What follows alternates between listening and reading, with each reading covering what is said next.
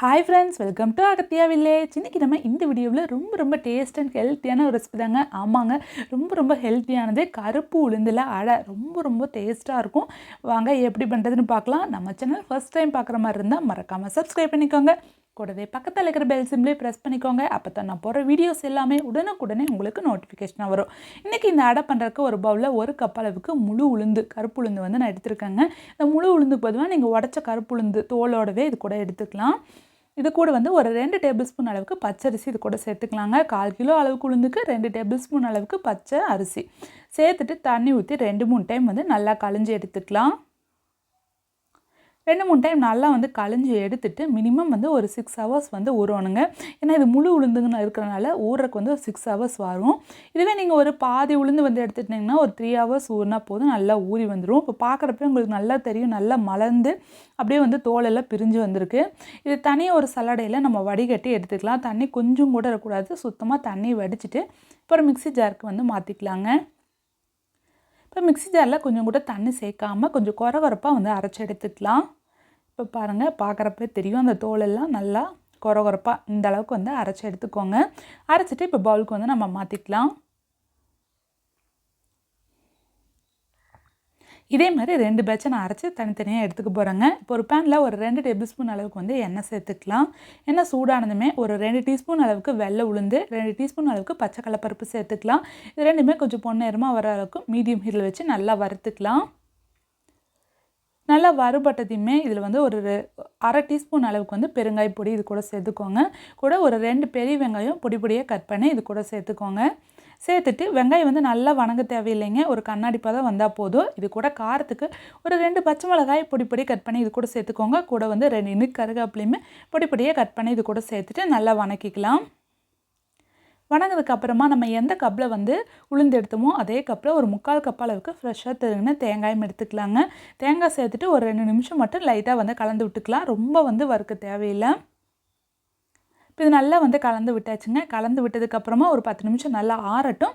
ஆறுனதுக்கு அப்புறமா நம்ம எடுத்து வச்சுருக்கிற இந்த உளுந்து மாவோடு இதை சேர்த்துக்கலாம்.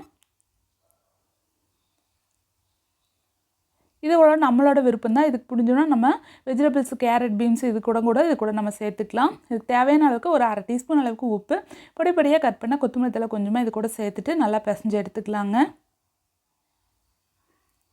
உளுந்தில் பார்த்திங்கன்னா கால்சியம் சத்து ரொம்ப அதிகமாக இருக்கனால வீக்லி ஒன்ஸ் வந்து நம்ம உளுந்தில் வந்து உளுந்து கூழ், உளுந்த கஞ்சி, உளுந்தக்களி ஏதோ ஒரு ரெசிபி வந்து அடிக்கடி செய்கிறது ரொம்ப நல்லது. இப்போ நல்லா கலந்து விட்டாச்சுங்க. இப்போ ஒரு பட்டர் ஷீட்டில் லைட்டாக ஒரு 2 டேபிள் ஸ்பூன் அளவுக்கு கொஞ்சமாக எண்ணெய் சேர்த்துட்டு தொடச்சி விட்டுக்கலாம். இதுவே வந்து நீங்கள் பால் பாக்கெட்டு எண்ணெய் கவர்லையும் கூட பண்ணலாம். இல்லைன்னா வாழை இலையில் இருந்துச்சுன்னா ரொம்ப நல்லாயிருக்குங்க. வாழை இலையில் பண்ணும்போது ஒரு பெரிய உருண்டையை இந்த மாதிரி எடுத்து நல்லா உருட்டி எடுத்துகிட்டு பட்டர் ஷீட்டில் வச்சுட்டு நல்லா தட்டி எடுத்துக்கலாம். கையில் ஓடிச்சுன்னா லைட்டாக வந்து தண்ணியில் வந்து கையை டிப் பண்ணிவிட்டு மறுபடியும் தட்டினீங்கன்னா நல்லா லேசாக வந்து நம்ம தட்டி எடுத்துக்கலாம். பாருங்கள், நல்லா லேசாக வந்து தட்டியாச்சு. இந்தளவுக்கு தட்டினீங்கன்னா சீக்கிரமாக நமக்கு தோசைக்கல்ல போடும்போது வெந்து வந்துடும். இப்போ அடை பொறுத்தளவுக்கு நம்ம இரும்புக்கல்ல தோசைக்கல்ல போட்டோம்னா ரொம்ப நல்லா இருக்குங்க. அப்படியே அலங்காமல் பட்டர் ஷீட் வந்து படாமல் அலங்காமல் போட்டுட்டு ஒரு டீஸ்பூன் அளவுக்கு எண்ணெய் சேர்த்திட்டு ஒன் சைடு வெந்ததையுமே இன்னொரு சைடு வந்து அப்படியே திருப்பி விட்டுக்கலாங்க. இதுவே நீங்கள் வாழை இலையில் போட்டிங்கன்னா நல்லா வாழையோட வாசத்தோட அடை வந்து ரொம்ப டேஸ்ட்டாக இருக்கும். ஒன் சைடு வந்ததுக்கப்புறம் இன்னொரு சைடு திருப்பிட்டு எடுத்துக்கலாம். பார்க்குறக்கே ரொம்ப சூப்பராக இருக்குல்லங்க. டேஸ்ட்டும் உண்மையாகவே ரொம்ப நல்லாயிருக்கும். இது கூட காரசாரமான ஒரு சட்னி எப்படி பண்ணுறதுன்னு பார்த்தலாம். ஒரு டேபிள் ஸ்பூன் அளவுக்கு வந்து பச்சை கடலைப்பருப்பு சேர்த்துக்கலாம். ஒரு பேனில் சேர்த்துட்டு மீடியம் ஹீட்டில் வச்சு நல்லா வறுத்துக்கலாங்க. கொஞ்சம் கூட பச்சை வாசனை இருக்கக்கூடாது. இப்போ பாருங்கள், நல்லா வறுத்தாச்சு. இது ஒரு 5 நிமிஷம் நல்லா ஆறட்டும். ஆறுனதுக்கப்புறமா ஒரு மிக்ஸி ஜாரில் ஒரு 1/2 கப் அளவுக்கு ஃப்ரெஷ்ஷாக திருகின தேங்காய் சேர்த்துக்கலாம். இப்போ ஆற வச்சுருக்கிற பச்சை கடலைப்பருப்பு கூட வந்து காரத்துக்கு 2 பச்சை மிளகாய், கூட வந்து 4 பூண்டு, ஒரு 4 சின்ன வெங்காயம் இது கூட சேர்த்துக்கலாங்க.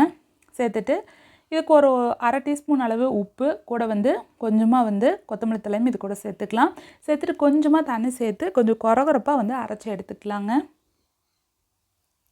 அரைச்சி எடுத்துட்டு எப்போவுமே நமக்கு தாளிக்கிறதுக்கு அதே மாதிரி எண்ணெய், கடுகு, வெள்ளை உளுந்து, கொஞ்சமாக கருவேப்பிலை சேர்த்து நம்ம தாளித்து எடுத்துக்கலாம். இந்த சட்னி பொறுத்தளவுக்கு நார்மலாக பொட்டுக்கடலை சட்னியை விட டேஸ்ட்டு ரொம்ப சூப்பராக இருக்குங்க. அது இந்த உளுந்து அடை கூட சாப்பிட்றதுக்கு டேஸ்ட் ரொம்ப நல்லாயிருக்கும். நம்ம லேடிஸ்க்கு பார்த்திங்கன்னா 30-35க்கு மேலேயே கை கால் வலி, மூட்டு வலி எல்லாமே வந்துடுது. கால்சியம் சத்து குறைபாடுனால தான். கால்சியம் சத்து அதிகமாக இருக்கிற பொருட்களை வீக்லி ஒன்ஸ் வந்து அடிக்கடி நம்ம ஸ்நாக்ஸாவோ அல்லது டின்னராக பிரேக்ஃபாஸ்ட் ரெசிபியாக கூட எடுத்துக்கிறது ரொம்ப நல்லதுங்க.